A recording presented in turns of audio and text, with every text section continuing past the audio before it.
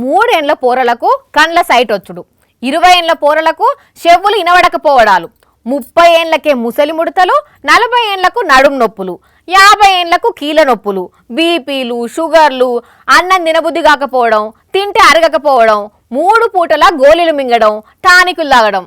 ఈ రోజులలో తినే తిండికి చాలా మంది పరిస్థితి గిట్లనే ఉన్నది కదా. అయితే ఇప్పుడు ముచ్చటేంది అని అంటే, ఇగో ఈ అవ్వ గురించే. 100 ఏళ్ల అవ్వ సావిత్రమ్మకు బ్రహ్మాండంగా బర్త్డే చేసి సూపర్ గా శుభాకాంక్షలు చెప్పి అవ్వ దగ్గర ఆశీర్వాదాలు తీసుకుని ఇంకో 100 ఏళ్లు బతకమని దేవుని కోరుకున్నారు మంచిర్యాల జిల్లా చెన్నూరులా.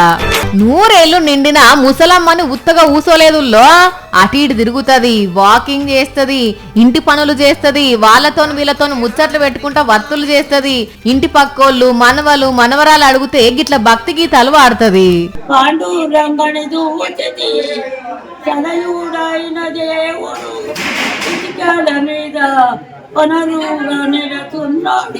వాయమ్మో వాయమ్మో రామ సక్కదనంగా వాడింది కదా సావిత్రమ్మ పాట. చెప్పవ్వా ఎంతున్నది నీకు బలగం?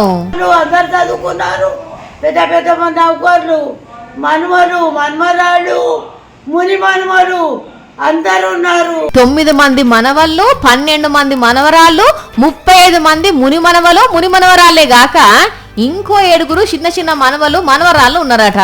అంటే ఈ సావిత్రమ్మ బలగం ఎంత ఉందో అర్థం చేసుకోండి.